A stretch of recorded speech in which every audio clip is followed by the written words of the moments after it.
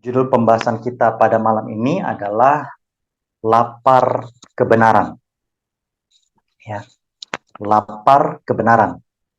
Kalau kita lapar, tentunya insting kita sebagai makhluk hidup adalah mencari makan. Kalau kita haus, insting kita sebagai makhluk hidup tentunya kita mencari air atau minum, ya. Dan itulah yang membedakan kita dengan benda mati. Kita bisa merasakan lapar. Saya ingat pada saat istri saya mengandung, demikian juga dengan banyak ibu-ibu yang mengandung di luar sana, pada saat mereka mengandung, mereka ngidem, ya bahasanya, mau makan suatu makanan tertentu, maka mereka akan bilang kepada suaminya dan para suami akan mengupayakan untuk mencari makanan untuk bisa dimakan oleh para istri yang mengidam tersebut. Ya. Nah, saat ini kita akan membahas sesuatu yang lebih dalam daripada sekedar makanan yang bisa membuat kita lapar kembali. Ya, makanan fisik yang tadi kita bicarakan, sekarang kita akan bahas makanan rohani, lapar kebenaran. Ayatnya terdapat dalam Matius 5 ayat 6. Ya, Matius 5 ayat 6 yang berbunyi, berbahagialah orang yang lapar dan haus akan kebenaran karena mereka akan dipuaskan. Ya, janji Tuhan adalah kalau kita lapar dan haus akan kebenaran, maka kita akan dipuaskan. Masih ingat perjumpaan Yesus dengan wanita Samaria? Yesus katakan, bila mana engkau minum air ini, engkau akan haus lagi. Tapi air hidup yang kuberikan, bila mana engkau meminumnya, engkau tidak akan haus lagi. Jadi artinya engkau akan dipuaskan.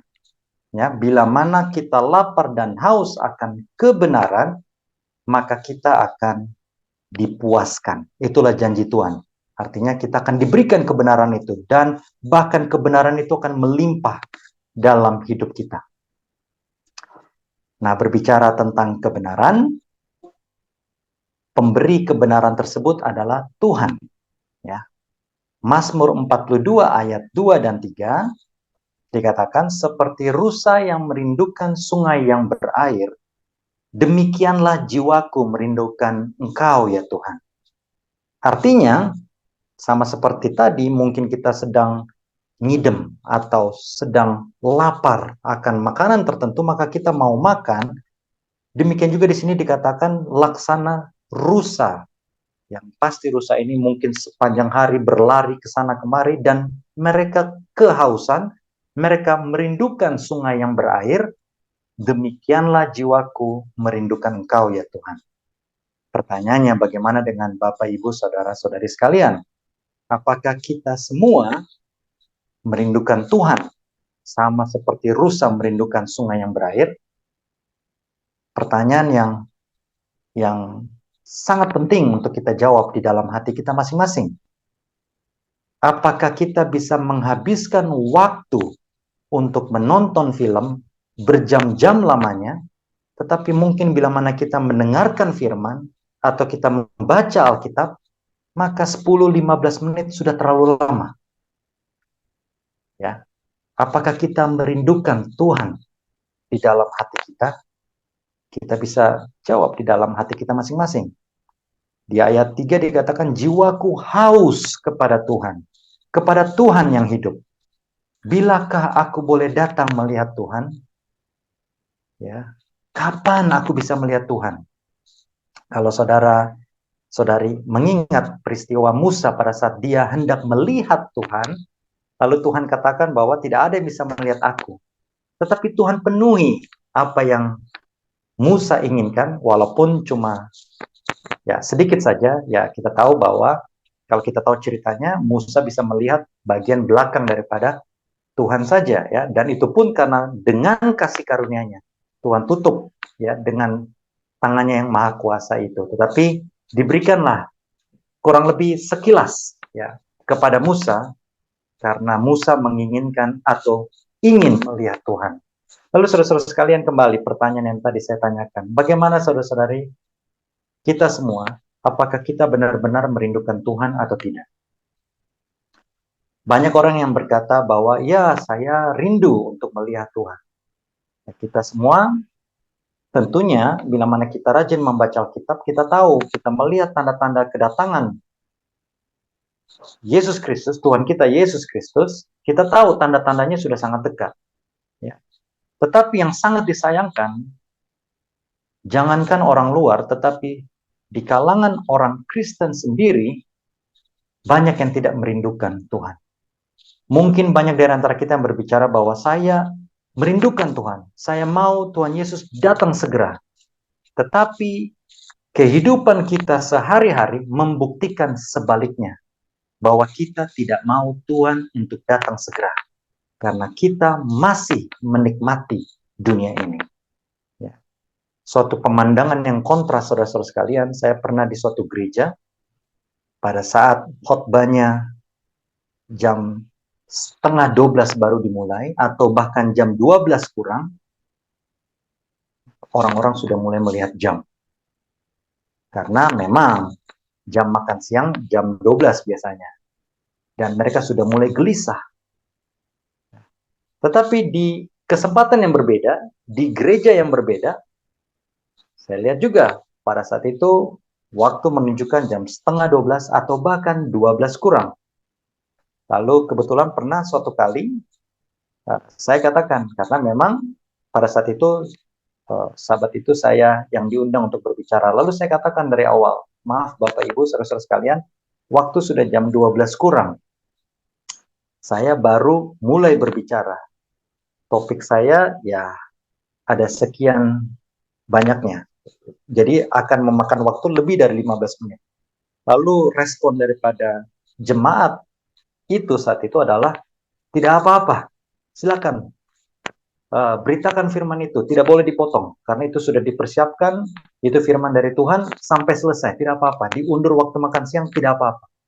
Jadi, dua respon yang berbeda, dari dua jemaat yang berbeda, yang bisa kita pertimbangkan pada saat ini, adalah apakah saudara-saudari dan saya merindukan Tuhan lebih dari segala sesuatunya, atau Tuhan kita nomor dua kan? Ya, satu bahan pertimbangan yang baik untuk kita pikirkan bersama. Berbahagialah mereka yang lapar dan haus akan kebenaran. Ya, seperti tadi yang kita sudah bahas, kalau hati kita tidak merindukan kehadiran Tuhan, hati kita tidak merindukan kebersamaan kita dengan Tuhan, maka niscaya kita tidak akan merindukan kebenarannya. Karena seseorang akan merindukan kebenaran Tuhan kalau dia sudah mengecap nikmatnya atau menikmati indahnya persekutuan dengan Tuhan. Oleh karena itu, di sini dikatakan Yohanes 17 ayat 17 dikatakan kebenaran itu adalah apa? Firman Tuhan. Ya. Yohanes 1 ayat 1 juga dikatakan pada mulanya adalah firman, firman itu bersama-sama dengan Tuhan, dan firman itu adalah Tuhan sendiri. Jadi Yesus Kristus, Tuhan kita Yesus Kristus adalah firman yang menjelma menjadi manusia. Jadi firman Tuhan saudara-saudara sekalian dengan Tuhan kita Yesus Kristus sendiri adalah suatu kesatuan. Kalau kita tidak menikmati keberadaan kita atau kebersamaan kita dengan Tuhan dalam hal-hal rohani, maka dipastikan kita tidak akan menikmati kebenaran. Kalau kita tidak menikmati kebenaran, maka dipastikan bahwa kita tidak akan merindukan kebenaran itu. Ya, kita bahas lebih jauh. Amsal 27 ayat 7, orang yang kenyang menginjak-injak madu, tetapi bagi orang yang lapar, segala yang pahit dirasakan manis. Nah ini. Kalau kita benar-benar lapar, maka yang pahit itu akan terasa manis. Tapi kalau kita merasa kita sudah kenyang atau sudah tahu dengan kebenaran, maka bila mana ada kebenaran yang sejati itu datang kepada kita, maka kita akan tutup telinga karena kita merasa kita sudah kenyang. Ya. Itulah sebabnya Bapak Ibu Saudara-saudara sekalian, sangat dianjurkan bila mana kita membaca firman Tuhan, kita harus kosongkan hati kita, rendahkan hati kita, jangan berpikir bahwa kita tahu segala hal. Rendahkan hati kita, undang Roh Kudus, supaya Roh Kuduslah yang akan menerangkan kepada kita arti daripada perikop demi perikop di dalam Alkitab. Tetapi bila mana kita sudah merasa kenyang, maka kita akan adjust, sesuaikan Alkitab itu dengan pola pikir kita.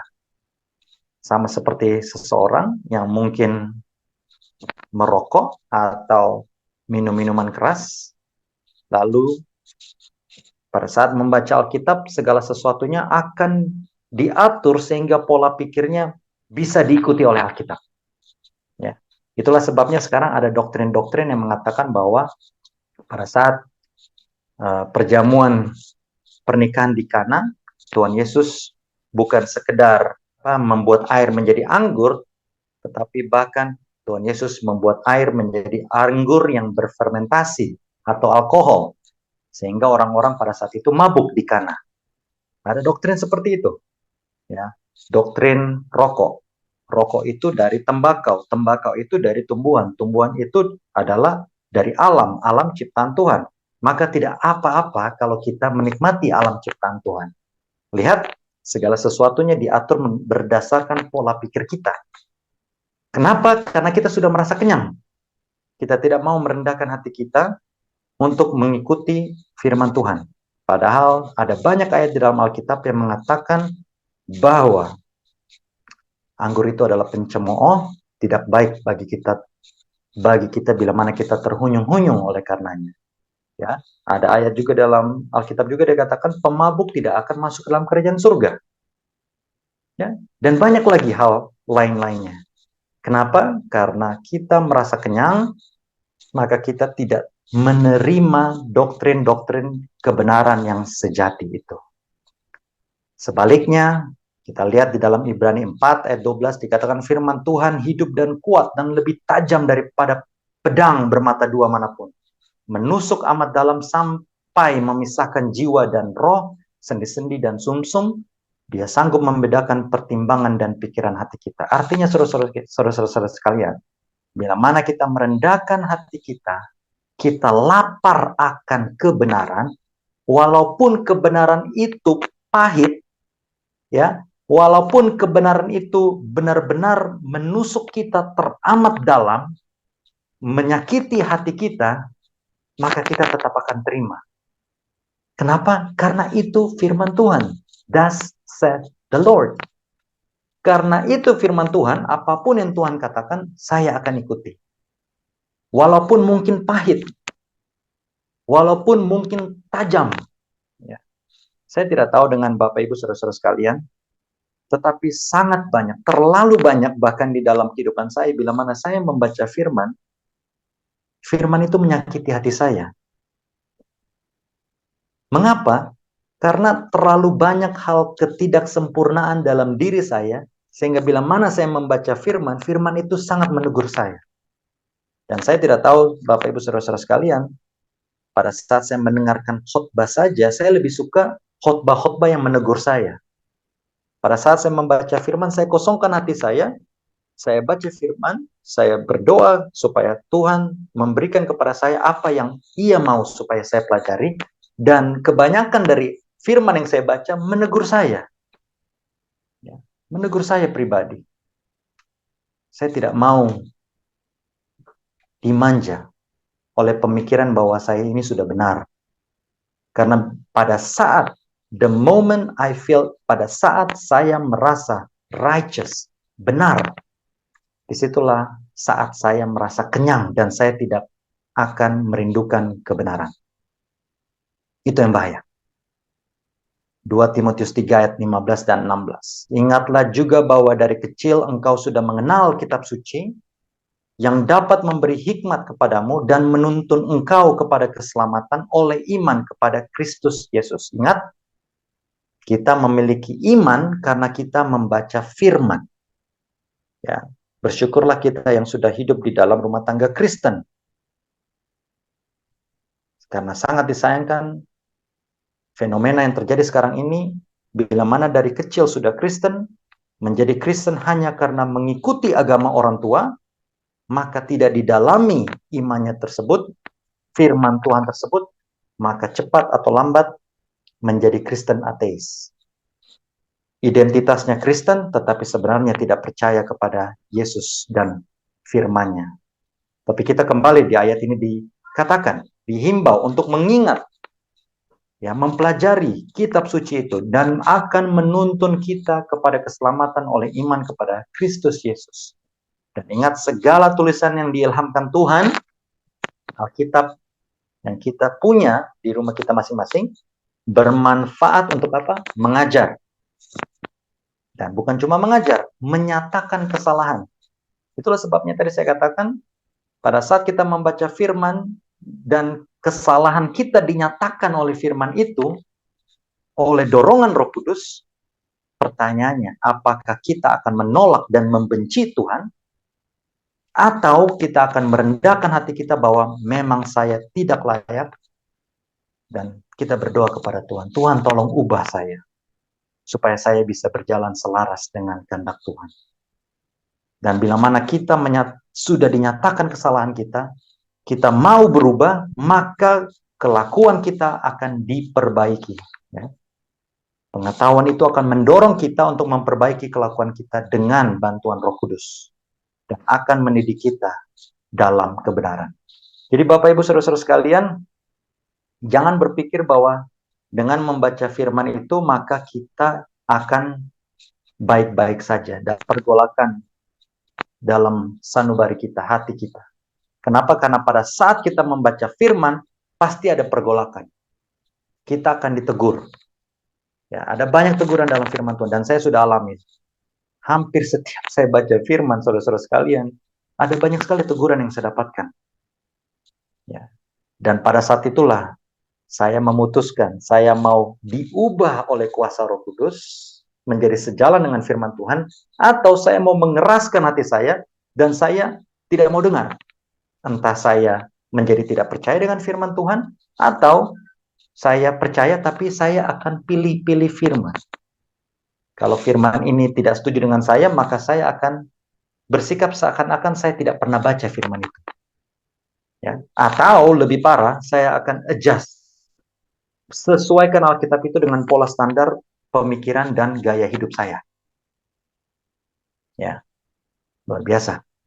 Karena saya jadi ingat, ya, beberapa bulan silam seseorang, saya berani mengatakan bahwa itu bukan hamba Tuhan. Karena dia sampai mengutip suatu ayat dalam kitab Wahyu yang menunjukkan bahwa Yesus Kristus punya tato. Jadi silakan punya tato, kita orang Kristen, kita tetap bisa masuk surga. Luar biasa. Segala sesuatunya disesuaikan dengan standar pemikiran masing-masing orang. Ya, ya. Dan ada banyak hal-hal lain, ya. Ada banyak hal-hal lain yang kita bisa dapati, doktrin-doktrin asing. Yang bila mana kita mendalami firman Tuhan, kita tahu bahwa itu bukanlah dari Tuhan. Dengan keras saya katakan bahwa ya, orang tersebut bukan hamba Tuhan. Terlalu banyak saudara-saudara sekalian. Nanti mungkin pada kesempatan berikut akan kita bahas tentang doktrin-doktrin asing. Tetapi yang uniknya, seperti apa yang tertulis dalam Alkitab, pada saat sekarang ini, orang akan lebih mengikuti pembicara-pembicara, ya, orang-orang yang bersikap seperti hamba Tuhan, tetapi yang selaras dengan apa yang mereka mau supaya pendeta-pendeta tersebut katakan. Orang-orang LGBTQ tidak mungkin akan menikmati persekutuan dengan orang-orang yang mendalami firman Tuhan dan mengatakan bahwa dalam firman Tuhan orang-orang gay tidak akan masuk surga. Orang-orang LGBTQ tidak akan mau di dalam komunitas ini. Mereka akan pergi ke gereja yang lain yang mengatakan bahwa Kristus atau Tuhan menerima kita apa adanya. So, whether you're gay or not, it doesn't matter. Jesus is gonna accept you anyway. Jadi ya sudah banyak sekarang gereja-gereja ya yang mengatakan bahwa tidak peduli Anda seorang gay atau tidak, Tuhan akan menerima engkau apa adanya. Tuhan itu baik, Tuhan itu kasih. Hal-hal seperti inilah yang dikatakan menggenapi apa yang dinubuatkan ya. Rasul Paulus juga katakan bahwa orang akan mencari pembicara-pembicara yang menyenangkan pikirannya, menyenangkan telinganya. Ya. Makanya saudara-saudara sekalian, Bapak Ibu saudara-saudara sekalian, termasuk saya, ya, saya sendiri memang lebih suka khotbah-khotbah yang keras, yang lebih baik menegur saya, supaya saya tidak terbuai dengan pemikiran bahwa saya benar.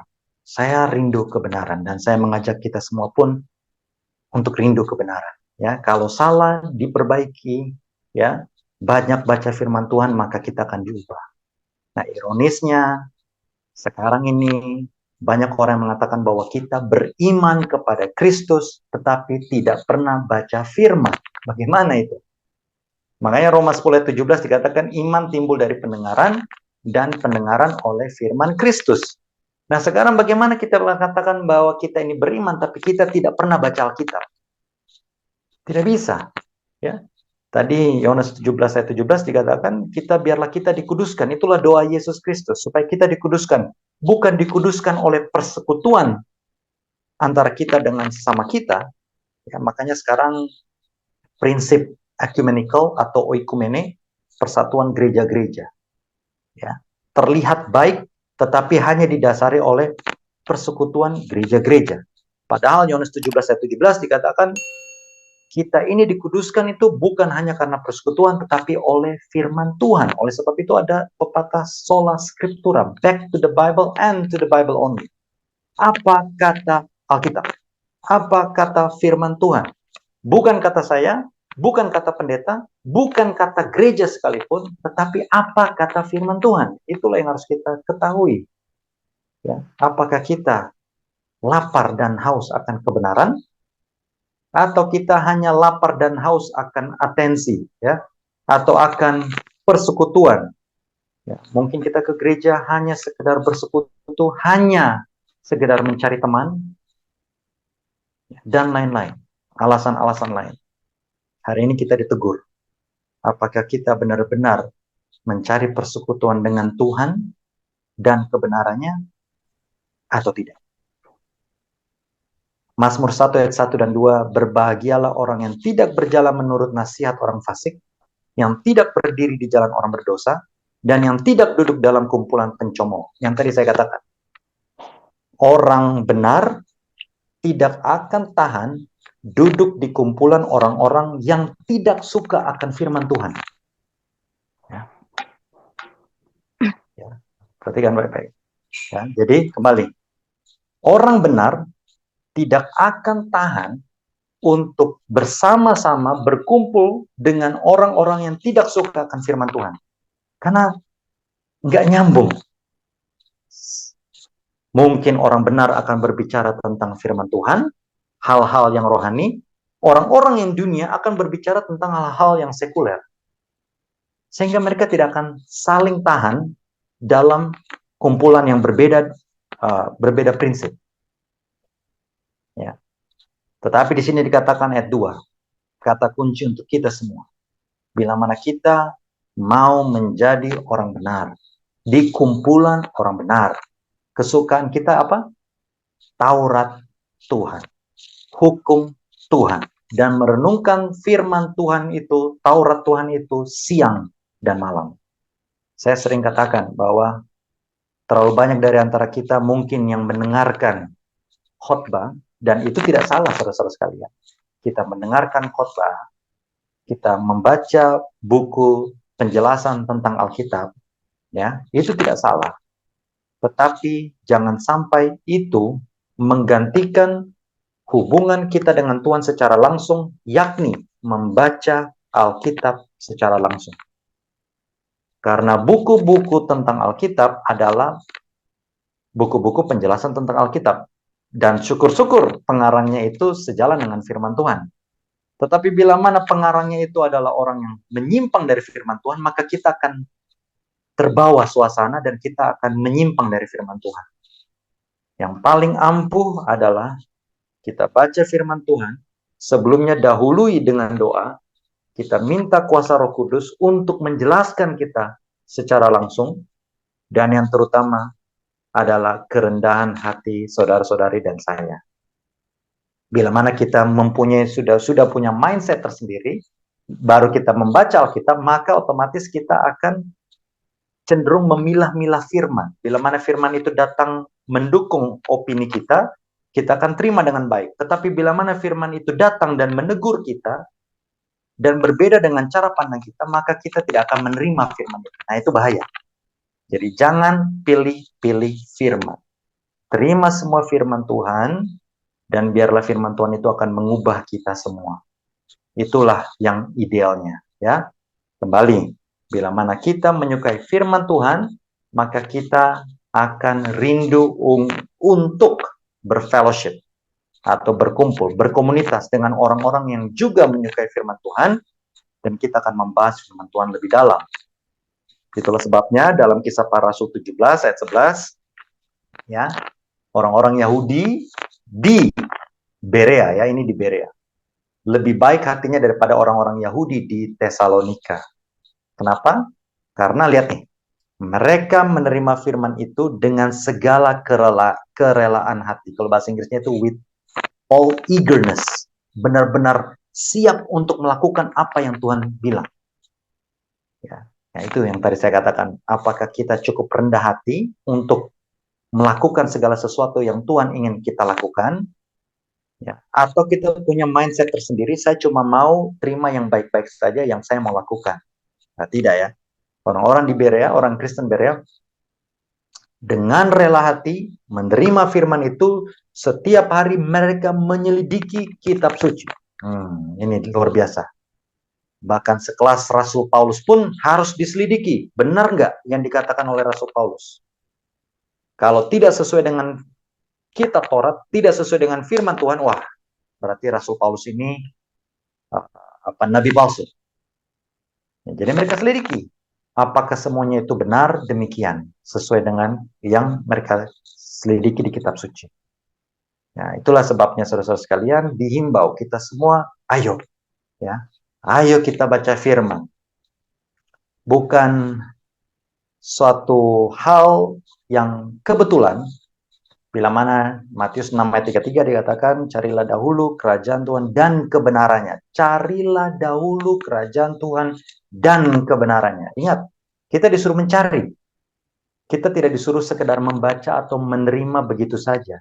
Kita disuruh untuk mencari. Dan Alkitab ini adalah seperti harta karun, ya. Itulah sebabnya kita harus mencari kebenaran itu. Tidak bisa kita baca begitu saja.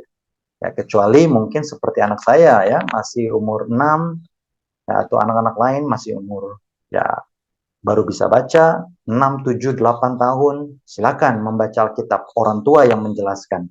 Tetapi bila mana kita sudah cukup dewasa untuk menyelidiki, maka percayalah, Roh Kudus akan dikirimkan untuk memberitahukan kepada kita kebenaran itu. Dan Yohanes 8 ayat 32 dikatakan apa? Kebenaran itu akan make you free. Memerdekakan kamu. Memerdekakan dari apa, saudara-saudara sekalian? Memerdekakan dari ketidaktahuan. Memerdekakan kita dari dosa kita. Memerdekakan kita juga dari bahkan tradisi kita. Seringkali kita merasa bahwa kita sudah mendapatkan kebenaran. Karena itu bahkan diturunkan dari orang tua. Tetapi belum tentu, ya. Itulah sebabnya dalam firman Tuhan juga dikatakan, bila mana engkau mengasihi Bapa ibumu melebihi aku, kata Yesus Kristus, maka engkau tidak layak. Jadi segala sesuatu standarnya adalah firman Tuhan. Ya, ada banyak contoh-contoh di dalam Alkitab, ya. Bahkan Rut, ya, itu dari orang asing, ya. Tapi dia apa? Menyelidiki firman Tuhan, dan dia tahu bahwa Tuhan daripada Naomi adalah Tuhan yang benar, Tuhanmu adalah Tuhanku, maka dia mengikuti mertuanya. Ya, ada banyak contoh-contoh saudara-saudara sekalian, ya. Rahab, ya, itu juga bukan dari orang Israel, tidak mengenal Tuhan, tetapi melihat mujizat-mujizat yang ada di depan, lalu kemudian didorong dengan rasa keingintahuan, Roh Kudus berkuasa, maka diubahkan. Itulah sebabnya saudara-saudara sekalian, ingat, banyak baca firman. Karena apa yang kita yakini sebagai kebenaran, belum tentu itu kebenaran. Meskipun itu dari orang tua, kita harus gali kebenaran itu. Dan kalau kebenaran itu sudah kita dapatkan, ya, kita sudah dipuaskan, ya, seperti janji Tuhan Yesus Kristus, maka kebenaran itu akan memerdekakan kita. Nah, ini yang ada di dalam undangan, ya, invitation, ya. Contoh, lihat nih, tidak bisa kita cuma baca tulis, catat, hubungkan ayat demi ayat, perikop demi perikop, banyak berdoa. Kalau masih belum mengerti, berdoa lagi, belum mengerti, berdoa lagi, Tuhan akan kasih jawabannya. Ada banyak orang yang bertemu dengan saya yang berbicara seakan-akan Alkitab itu susah dipahami. Dan saya katakan, banyak berdoa, Tuhan akan kasih itu. Banyak berdoa, jangan khawatir. Dan ada banyak juga yang datang kepada saya yang akhirnya berkata bahwa iya, ternyata firman Tuhan itu bisa dipelajari dan kita akan diberikan jawabannya asalkan kita dengan rendah hati mau menerima apa sih yang Tuhan mau kita lakukan. Tapi ingat saudara-saudara sekalian ya, Ulangan 29 ayat 29, ada hal-hal yang memang sukar dijawab ya. Ya, hal-hal yang rahasia itu milik Tuhan, hal-hal yang sudah disingkapkan kepada kita itu milik kita ya, supaya kita bisa melakukannya.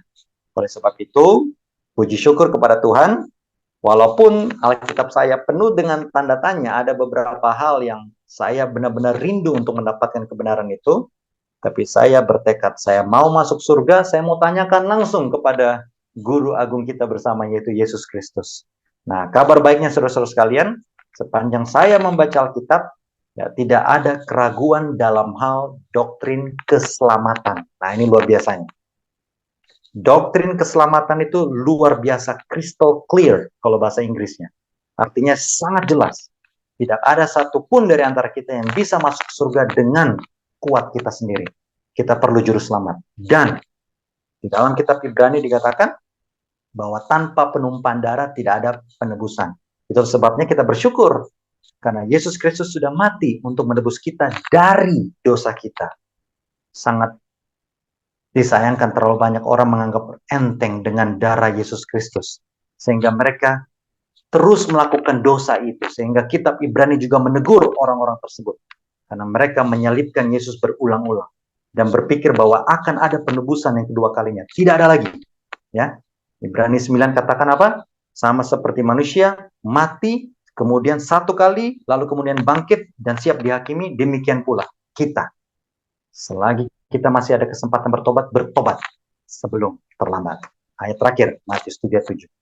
Mintalah maka akan diberikan kepadamu, carilah maka kamu akan mendapat, ketoklah maka pintu akan dibukakan bagimu. Tadi sudah dikatakan, mari kita lapar dan haus akan kebenaran, sehingga bila mana kebenaran itu datang walaupun menyakiti, kita terima. Dan pada saat kita membaca firman Tuhan, ingat, terkadang kita pikir, kok saya tidak mengerti. Tapi ingat, janji Tuhan. Ya, Matius 7 ini bukan sering disalahkan seakan-akan mintalah, minta kekayaan, maka Tuhan akan berikan kepadamu. Itu dipegang oleh doktrin kemakmuran.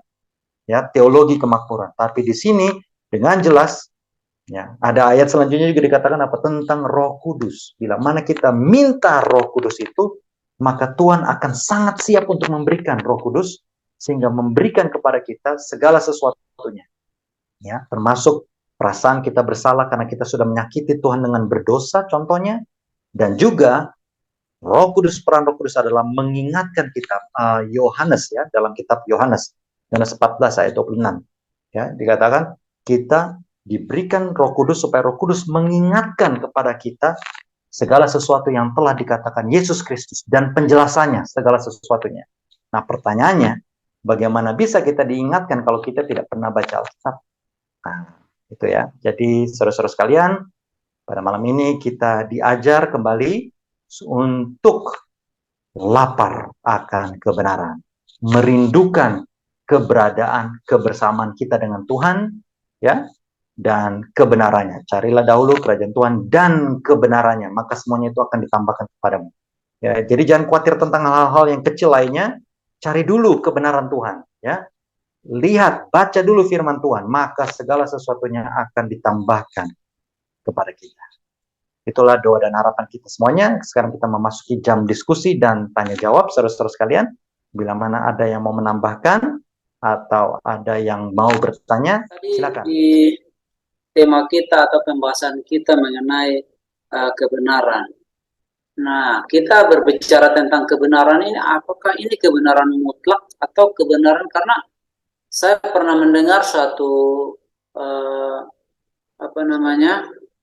kesaksian dari seorang Muslim dia katakan, karena dia adalah seorang insinyur, dia katakan bahwa kebenaran itu harusnya kebenaran secara universal, artinya dapat diterima oleh semua orang.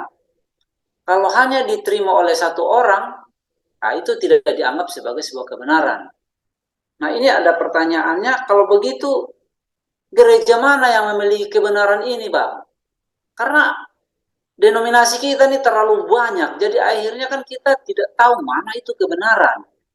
Gereja mana yang memiliki kebenaran yang utuh istilahnya, yang dapat diakui oleh semua orang. Nah itu. Yang kedua, apakah kalau sebuah gereja itu menerapkan hal-hal di luar daripada Alkitab dan dianggap sebagai kebenaran, apakah itu juga kebenaran Allah? Nah, karena tadi kita katakan, Pak Reinhard katakan bahwa back to Bible only. Jadi, kita harus kembali ke Alkitab saja yang menjadi sebuah kebenaran. Tapi kenyataannya bahwa semua gereja tidak menerapkan kebenaran Alkitab, tapi itu dianggap sebagai kebenaran. Nah, itu. Jadi, apakah itu juga diakui oleh Tuhan? Diakui oleh Tuhan bahwa, oh itu di luar Alkitab. Ya, jujur saja bahwa, mohon maaf kalau mungkin di sini ada saudara-saudara dari Katolik ya, karena waktu beberapa saat kami sempat berdialog di YouTube tentang masalah kebenaran-kebenaran ini, dan mereka katakan bahwa orang Protestan itu tidak punya kebenaran karena mereka cuma hanya kitab saja, padahal masih ada juga hal-hal suci yang di luar daripada Alkitab itu kita tidak gunakan. Nah ini makanya jadi pertanyaannya, apakah memang hal-hal di luar Alkitab itu juga dianggap sebagai kebenaran? Nah, itu Pak Renat. Terima kasih. Terima kasih, Saudara Jefta ya. Pertanyaan pertama adalah, apakah kebenaran itu mutlak atau tidak? Betul ya, Pak Jefta ya. Artinya, ada orang yang berbicara bahwa kebenaran itu harus bisa diterima oleh semua kalangan. Ya. Dan kalau dibilang kebenaran itu mutlak, dan sekarang ini ada banyak denominasi. Tahu dari mana kita bahwa, oh, gereja A yang benar, gereja B, C, D, E, F, G yang lainnya itu tidak benar. Tahu dari mana kita? Ya. Dari mana kita tahu bahwa ini adalah kebenaran dan apa? Kebenaran itu mutlak atau tidak? Dan pertanyaan kedua tadi adalah apakah ada hal-hal lain di luar Alkitab yang bisa kita anggap kebenaran? Ya kan? Dan sedikit menambahkan tadi sudah ditekankan bahwa memang dari agama Katolik ya bukan cuma dari Alkitab saja sumber kebenaran mereka, tetapi sumber kebenaran mereka juga dari bapak-bapak gereja. Ya, tolong dikoreksi saya kalau ada yang tahu tentang gereja Katolik. Yang saya tahu itu tulisan daripada bapak-bapak gereja pun dikatakan sebagai sumber kebenaran. Ya, silakan. Jadi tambahan? bukan bapak gereja tapi tradisi suci. Tradisi ya, betul. Terima kasih Pak Jepta. Jadi tradisi ya. Jadi mereka mengikuti tradisi gereja dari dulu ya. Ya, jadi silakan. Brother Ya, Brother Tante ya. Ya, saudara-saudara, mungkin ini pengalaman pribadi saya ya, karena saya juga menganggap bahwa kebenaran itu dulu relatif.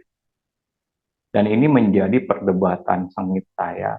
Misalnya sengit maksudnya benar-benar intens saya bersama dengan teman saya yang kebetulan dia sendiri adalah seorang Katolik. Saya ingat banget itu. Dia bilang, menurut kamu kebenaran itu relatif. Saya juga dulu percaya itu, kebenaran itu relatif. Gitu. Tapi sekarang kan kalau kita balik ke Bible, kita bilang, buku Bible itu sudah tertutup loh, karena di ending dari buku Bible itu tertulis kalau yang menambahkan atau mengurangi akan diberikan kutukan, kan seperti itu. Dan Bible itu bukan penambahan dari pengilhaman daripada otak kita ataupun hati kita, karena itu juga tertulis di Matius 16 bahwa hati kita itu penuh dengan kejahatan. Dan kalau kita baca lagi di Alkitab bahwa di Yeremia 17, kalau tidak salah, atau ayat 9, kalau tidak salah, bahwa hati kita itu jahat dan beyond cure, artinya tidak bisa disembuhkan gitu loh. Makanya Tuhan bilang pada saat terang itu datang, manusia lebih mencintai dosanya. Dan saya melihat diri saya sendiri, saya bukan menghakimi siapapun, dan saya melihat diri saya sendiri. Seperti yang saudara Ray bilang bahwa pada saat saya membaca firman Tuhan, pada ada hal tertentu yang saya anggap, saya punya kebenaran sendiri loh. Ini bertentangan dengan saya punya kebenaran gitu loh. Dan itu akan menyakitkan. Pertanyaan apa, kita akan submit sama firman Tuhan atau tidak? Kalau kita submit sama firman Tuhan, berarti kita menerima bahwa kita di bawah Tuhan. Kalau kita tidak submit sama firman Tuhan, sama aja seperti di Matius 13 bahwa dinyatakan pada saat benih itu jatuh ke tanah yang berkeras, gitu kan, tanah aspal, benih itu tidak masuk ke dalam hati kita, tapi benih itu akan diambil lagi kembali oleh setan. Artinya kita menutup hati kita dan mengeraskan hati kita. Nah, saya berdebat sama teman saya, oke, anggaplah kamu benar. Kebenaran itu, saya punya kebenaran, kamu punya kebenaran. Sedangkan Allah Bapa kita di surga adalah seorang hakim. Betul kan? The Supreme Judge, hakim yang paling maha agung. Oke, kita berikan gambaran itu yang ada di dunia. Saya bilang, anggap aja di pengadilan ada hukum. Terus pengadilan mengakui masing-masing kebenaran itu diakui kebenarannya. Saya bawa masalah saya, kamu bawa masalah kamu yang kamu anggap benar. Kita lagi berkonflik. Saya menganggap diri saya benar, kamu menganggap diri kamu benar. Pertanyaan saya, hakim itu akan memutuskan apa? Dan the answer yang paling mutlak adalah there is an absolute truth yang bisa menengahkan kita. Makanya dibilang Tuhan Yesus Kristus ya, our mediator between God and man. Kalau nggak ada yang memediasi, yang terjadi apa? Chaos. Inilah yang terjadi di dunia ini, chaos. Nanti kan udah dibilang sebelum kedatangan antikristus itu akan ada lawlessness, karena memang dia yang menciptakan chaos. Chaos itu berarti nggak ada truth. Truth itu dihilangkan. Hukum Tuhan, firman Tuhan itu dihilangkan. Kita bisa melihat sekarang, LGBT, semua hukum-hukum Tuhan mulai hilang. Yang ditanamkan adalah kebenaran masing-masing. Nanti lama-lama partai mana yang paling kuat? Dialah yang jadi kebenaran itu sendiri, kan begitu. Nah, nanti yang paling berkuasa lah yang akan menetapkan kebenaran itu, kan jadi begitu. Tapi apakah kebenaran itu jadi keluar dari partai, apakah manusia itu sendiri, apakah denominasi, kan begitu. Jadi menurut saya kebenaran itu tidak ada hubungan dengan denominasi. Pertanyaannya masing-masing gereja itu mau tunduk gak sama firman Tuhan. Kalau mereka tidak mau tunduk sama firman Tuhan, ya berarti dia arogan. Kalau itu sih menurut pendapat saya. Sesuai dengan apa yang saya sudah baca dari firman Tuhan, artinya saya mengakui bahwa kalau saya menentang firman Tuhan, berarti saya di atas Tuhan. Terima kasih, saudara-saudara. Ya, terima kasih Brother Hartanto. Ya, jadi tadi sudah dikutip, ya, ada banyak ayat. Kalau seandainya kita mau pakai pandangan kita, ya Yeremia juga sudah katakan bahwa pada dasarnya ya Tuhan Yesus sendiri katakan bahwa hati kita ini penuh dengan dosa. Ya, karena kita ya sudah jatuh dalam dosa ya. Bahkan dalam Alkitab juga dikatakan bahwa tidak ada satu orang pun yang benar. Semuanya itu berdosa. Jadi bahaya kalau kita semua punya pemikiran bahwa saya yang benar. Ya kan? Saya sendiri pun tidak bisa katakan bahwa saya Reinhard Newan benar, tidak bisa. Makanya ada bagusnya tadi Yohanes 17 ayat 17 kan, Yesus katakan firman-Mu adalah kebenaran. Jadi crystal clear, jelas sekali. Berarti firman Tuhan adalah kebenaran. Nah, tadi Saudara Jefta katakan bahwa memang saya juga tahu bahwa orang-orang Katolik menganggap tulisan bapak-bapak gereja, ya tadi sudah disanggah oleh Saudara Tanto bahwa dalam kitab Wahyu dikatakan tidak boleh ada yang menambahkan, tidak boleh ada yang mengurangi. Itu firman Tuhan ya, bukan kata kita masing-masing ya, Brother Tanto dan Saudara Jefta ya. Jadi memang tidak bisa kita tambah, tidak bisa kita kurang. Firman Tuhan, that's it. Jangan tambah, jangan kurang. Dan memang, ya tadi saya sudah katakan, terkadang kita ini masih mengikuti tradisi kita. Padahal tradisi kita ini pada dasarnya jahat. Ya, Yeremia 10 ayat 2 juga dikatakan bahwa jangan ikuti tradisi-tradisi bangsa-bangsa lain. Tetapi sayang sekali sekarang ini di kekristenan secara umum ya, secara umum, sudah mulai berkompromi dengan dunia. Makanya ada sinkretisme, penggabungan antara tradisi dunia dengan firman Tuhan. Nah, ini lebih bahaya daripada dunia itu sendiri. Ya, itu lebih bahaya. Kalau kita pelajari firman Tuhan, penggabungan antara firman Tuhan dengan tradisi dunia itu lebih bahaya bahkan dari orang dunia sekalipun.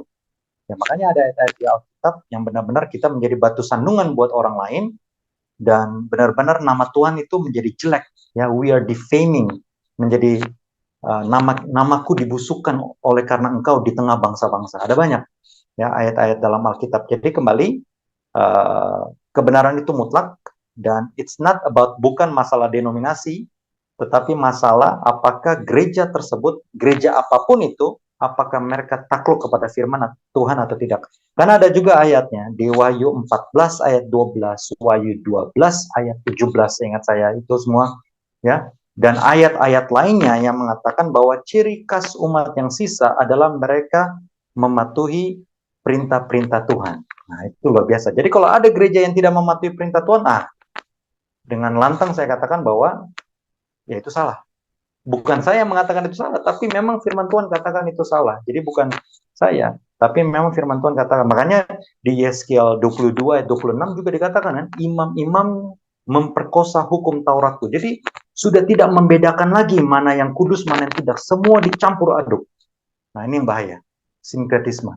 Tadi sudah dibuka oleh saudara Jeff tadi. Silakan ada lagi tambahan atau pertanyaan yang lain atau mau menambahkan, silakan. Ya, Bapak Ibu saudara-saudara sekalian, kita saling mengisi ya, satu dengan yang lain. Semoga itu menjawab tadi ya, saudara Jeff. Jadi kebenaran itu mutlak. Dan apakah ada lagi tradisi dan kebenaran yang lain di luar firman Tuhan? Ya, tolong koreksi kalau saya salah. Saya cuma dapat perkataan Tuhan Yesus Kristus sendiri bahwa firman-Mu adalah kebenaran. Jadi itulah yang saya ambil, yaitu kebenaran itu mutlak, firman Tuhan, and that's it. Makanya ada sola scriptura, ya. Dan Yohanes 8 ayat 32 kan, firman kebenaran itu akan memerdekakan kamu dari apa? Ya dari banyak. Tulisan Rasul Paulus juga banyak, memerdekakan kita dari tradisi-tradisi nenek moyang. Ya ada ayatnya juga di Timotius dikatakan bahwa hindari dongeng-dongeng nenek-nenek tua, tahayul-tahayul dan lain-lain.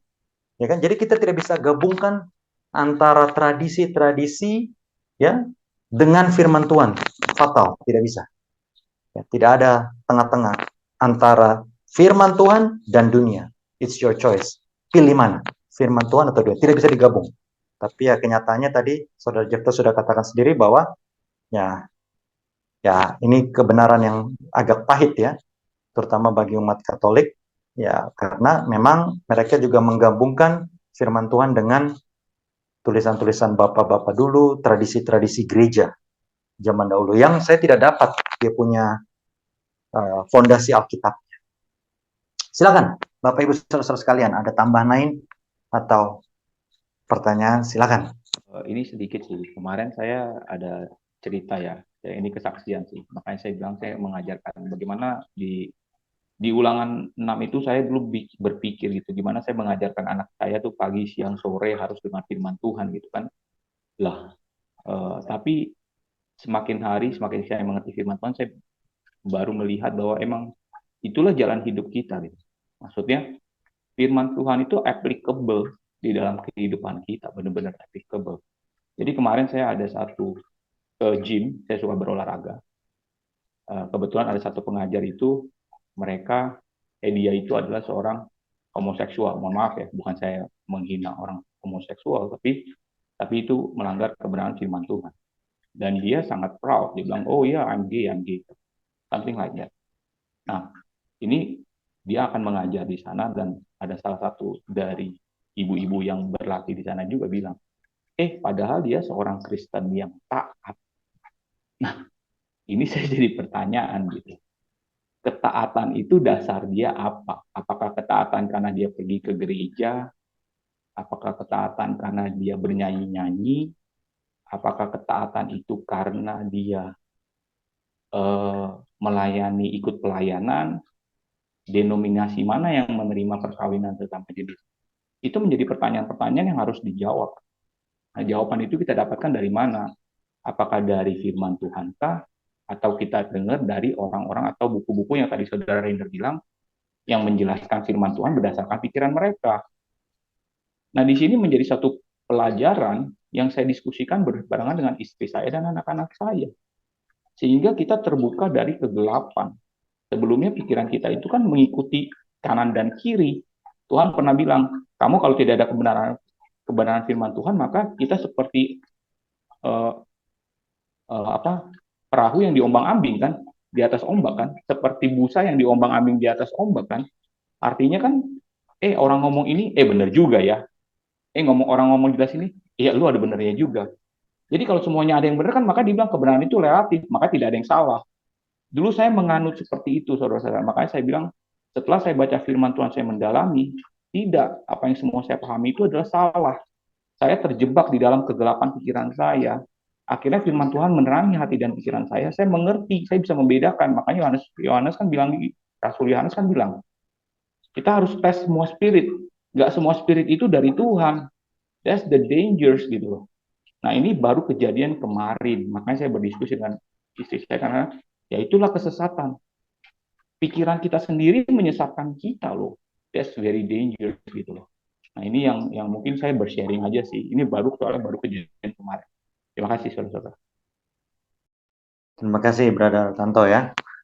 Test every spirit ya. Jadi dikatakan jangan percaya semua roh, tapi ujilah setiap roh itu ya kan, apakah mereka berasal dari Tuhan atau tidak. Karena dikatakan ya antikristus sudah datang. Nah, makanya kita harus uji setiap roh. Nah, itu tambahan yang sangat luar biasa ya Brother Tanto, karena sering juga kita dengar ya saudara-saudara sekalian ya, wah dia Kristen taat, taatnya itu patokannya apa? Itu dia. Sering ke gereja, pelayanan, sering menyanyi, apa itu? Patokannya apa bisa dikatakan Kristen yang taat? Karena yang sekarang kita tahu ya, bahwa kita harus memiliki kebenaran, karena dengan kebenaran itu maka kita memiliki suatu standar supaya kita tahu bahwa kita di jalan Tuhan atau tidak. Mazmur 119 ayat 105 kan, firman-Mu itu pelita bagi kakiku, terang bagi jalanku. Jadi kita bayangannya adalah kita ini benar-benar gelap, totally dark, baru kita jalan cuma pakai senter. Senter inilah firman Tuhan supaya kita tahu di mana langkah kita. Kalau tidak, bahaya. Kalau ada orang yang karismanya baik, luar biasa, baik sekali nih orang nih. Kita kan percaya bahwa itu dari Tuhan. Padahal mungkin saja dia sedang membawa kita keluar dari kebenaran. Nah itu hati-hati. Karena kalau saya tidak baca firman saudara-saudara sekalian, terus terang saja, saya pasti sudah keluar dari iman saya juga. Karena ada banyak tokoh-tokoh agama di luar sana yang baik-baik, ya kan?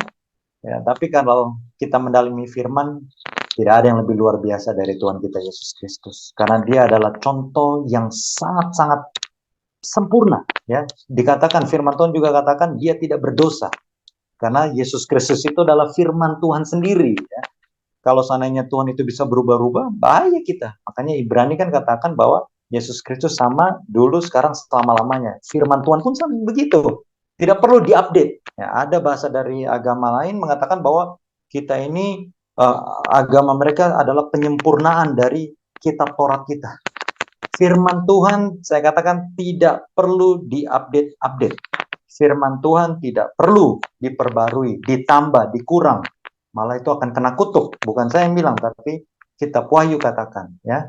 Jadi semoga jelas bahwa kebenaran itu absolut. Sekarang tinggal masalah apakah kita mau merendahkan hati kita, mengikuti semua firman-Nya tanpa terkecuali, atau kita cuma pilih-pilih ayat-ayat yang menyenangkan hati kita. Makanya di Timotius kan, 2 Timotius 4 ayat 2 sampai 5 dikatakan bahwa banyak orang sekarang cari pembicara-pembicara yang senang kita mendengar God is good, Tuhan itu kasih. Ya, apapun keadaanmu Tuhan akan terima engkau. Padahal ada banyak ayat di dalam Alkitab yang menyuarakan bertobatlah engkau sebelum terlambat.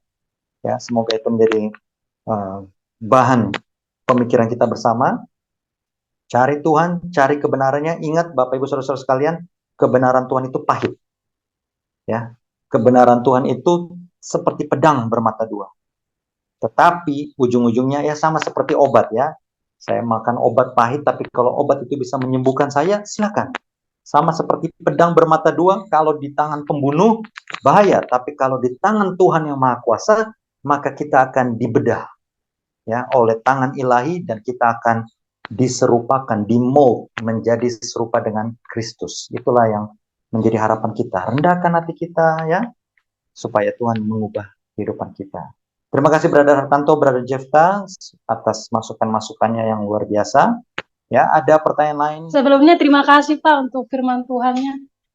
Maksudnya dari penjelasan tadi memang semua menjadi real Pak. Memang kadang-kadang apa yang kita hadapi itu apa yang maksudnya yang kita lihat seperti itu sih Pak. Sekarang itu banyak anak-anak muda yang lebih memang tertarik kepada khotbah-khotbah yang mengasihkan buat mereka. Maksudnya kata-katanya itu sangat bagus buat mereka. Jadi mereka lebih tertarik dari khotbah-khotbah itu. Nah, mungkin pertanyaan saya, bagaimana sih Pak cara kita mendekati orang-orang yang seperti itu? Kan kadang-kadang juga seperti katakan kita ya, contohnya saya nih, maksudnya untuk kayak misalnya kita mengajak orang itu memang kadang-kadang tidak mudah sih Pak. Maksudnya untuk kayak kita menanyakan kabar dan kita mengajak orang untuk bergabung dalam sebuah kayak ibadah komunitas itu kadang-kadang mereka menolak. Bahkan kadang-kadang mereka melihat eh apa ya dari luarnya, contohnya seperti kayak yuk gabung yuk di komunitas ini, kita kasihkan kayak linknya seperti itu. Pas dilihat itu kayak nggak bi maksudnya pas kita kasih mereka menolak untuk tidak tidak mau bergabung karena ketika mereka menolak itu mereka melihat dari tema firmannya Tuhan, maksudnya temanya itu seperti apa, apakah itu yang membuat mereka senang atau tema-tema yang benar-benar mengajarkan tentang kebenaran. Bahkan sekarang kalau saya melihat hal yang benar disalahkan, tapi hal yang salah dibenarkan. Nah, kadang-kadang seperti itu Pak yang sering saya lihat, bahkan kadang-kadang menjadi dilema juga. Apalagi maksudnya kita kan hidup di zaman bagaimana perkembangan teknologi itu sangat berkembang dan dan membuat orang-orang itu berpikir bahwa sebenarnya itu hal-hal yang benar itu salah selama selama itu tidak sesuai dengan pikiran kita, tidak sesuai dengan kemauan kita sendiri, seperti itu, Pak. Ya, terima kasih Saudari Merlian ya. Ya, silakan Bapak Ibu Saudara-saudara sekalian. Yang jelas, sorry, saya sebentar saja. Jadi intinya Saudari Merlian, hal itu memang sudah dinubuatkan. Jadi jangan heran kalau itu terjadi, ya. Jadi Yesus juga sudah bilang kan, jalan menuju kehidupan kekal itu sempit, ya kan? Matius 7 katakan sempit. Tapi kalau jalan menuju ke kebinasaan lebar dan banyak orang yang suka kepada jalan kebinasaan itu. Karena orang tidak suka hal-hal yang menyakiti, menyinggung perasaannya. Ya tadi saya sudah katakan 2 Timotius 4 ayat 2 sampai 5, orang lebih cari yang menyenangkan hatinya. Makanya saya pribadi ya tidak salah hal-hal yang baik ya, tapi harus dibedakan antara firman Tuhan dengan pembicaraan-pembicaraan motivator-motivator di luar sana. Karena kalau motivator ya that's good. Saya tidak bilang itu salah, bagus, tapi jangan lupakan bahwa firman Tuhan juga datang menegur ya untuk supaya kita bertobat. Tapi kalau sudah bertobat kan tidak semua orang mau ditegur. Ya kan, coba kita jujur kepada diri kita masing-masing. Mau nggak sih sebenarnya kita ditegur? Tidak mau pada dasarnya. Secara kedagingan tidak mau. Itulah sebabnya prinsip pertama untuk mempelajari firman ya yaitu rendah hati. Apakah kita merasa kita ini orang berdosa, mencari Tuhan, perlu Tuhan atau tidak? Kalau tidak ya, inilah yang terjadi. Orang akan cari hal-hal yang menyenangkan ya. Kalau gitu pergi aja ke motivator kan. Banyak motivator di luar sana kan, lihat YouTube, lihat Instagram, motivator banyak sekali tuh. Ya kan, tidak perlu bicara firman Tuhan. Walaupun motivator juga banyak mengutip ayat-ayat firman Tuhan. Ya, tapi kembali Bapak Ibu saudara-saudara ada yang mau menyikapi silakan. Tidak, belum pernah saya membacakan firman Tuhan itu yang isinya membuat kita happy, berbahagia. Karena kalau tidak demikian maka nabi-nabi itu tidak dibunuh. Ya, kalau dia menyampaikan berita dari Tuhan itu berita yang bahagia terus, tidak ada pembunuhan terhadap nabi-nabi. Jadi demikian juga kan Yesus bilang kan bahwa kita juga akan menerima suatu penganiayaan bila mana kita menyampaikan kebenaran. Dan memang kebenaran itu tadi sudah dikasih contoh bahwa itulah pedang. Mana ada pedang yang nikmat ya. Kalau sudah kena kita pasti kita menderita kan.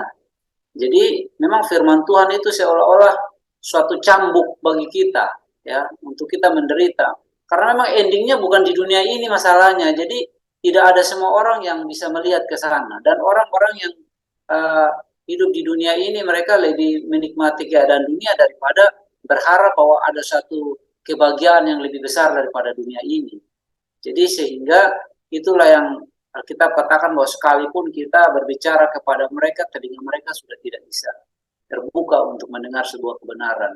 Nah tadi bagus sekali ibu atau saudari dia bilang apa namanya di orang-orang muda suka dengar yang sebenarnya itu adalah cara setan.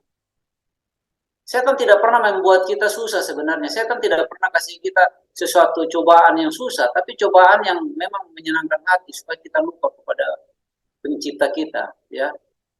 Jadi itulah yang mungkin menjadi pelajaran bagi kita gereja-gereja dimanapun kita berada. Memang kita harus waspada terhadap orang-orang muda kita, ya. Kita harus menggembleng mereka. Memang di gereja saya juga seperti itu. Kalau menyampaikan firman Tuhan, kadang-kadang mereka bosan.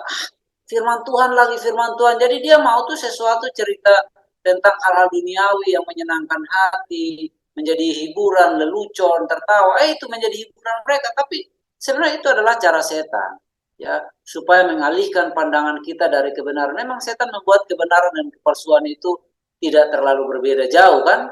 Jadi supaya kita sulit membedakan mana kebenaran dan mana itu kepalsuan. Ya, itu tambahan saya. Terima kasih. Terima kasih banyak Saudara Jefta ya. Wah, itu singkat tapi padat ya. Artinya memang ya sebelum kita tutup ya, karena sudah berjalan lewat, tapi saya cuma bilang saja, memang awal-awal saya buka pendalaman kitab ini, saudara-saudara sekalian perlu kita ketahui bahwa yang ikut itu banyak. Saya perlu kasih tahu banyak yang ikut untuk pendalaman kitab suci ini banyak. Waktu itu saya mulai dengan bahasa Inggris ya. Itu banyak, belasan lah, itu ada awal-awal. Lalu kemudian tambah lagi ya, tapi begitu saya masuk kepada topik pertobatan, nah itu sudah mulai mundur satu-satu. Ya, jadi saudara Kak Merlian ya, saudari Merlian, ingat seperti tadi yang saudara Jefta katakan, anggap aja itu penganiayaan. Kita mengundang orang tapi orang tidak mau. Ya memang pada dasarnya orang lebih suka yang enak-enak. Tadi saudara Jefta sudah katakan juga ya bahwa ya kalau enggak nabi-nabi nggak dibunuh, ya kan? Tapi karena nabi-nabi mengatakan kamu jahat, kamu harus bertobat dan lain-lain, mereka tidak suka kan itu, mereka bunuh. Sekarang kita belum sampai bunuh-bunuhan nih, saudari Merlian. Tapi ya kita biasakan diri kita untuk tetap berdiri teguh ya di bawah panji-panji kebenaran firman Tuhan. Jadi walaupun orang menganiaya dengan cemooh, menganiaya dengan penolakan akan firman Tuhan, kita tetap doakan ya supaya Tuhan berkarya. Kalau mereka tetap tidak mau dengar, urusan mereka dengan Tuhan, bukan urusan kita. Yang penting kita sudah menyampaikan kebenaran. Ya, ingat Nuh selama berapa tahun ya berkhotbah ya, tapi banyak yang menolak dan akhirnya cuma keluarganya yang masuk bahtera. Ya, nanti yang menerima Tuhan juga akan sangat sedikit. Tapi kita berdoa supaya kita semua bukan hanya bersekutu sekarang ini saja, tapi kita semua bisa masuk ke dalam kerajaan surga. Itu besar doa dan harapan kita semua. Baiklah saudara-saudara sekalian, nanti mungkin kita bisa sambung lagi ya, kalau ada pertanyaan boleh di japri ke saya supaya nanti kita akan bahas di waktu yang berikut ya. Sekarang kita akan tutup. Ada yang mau didoakan?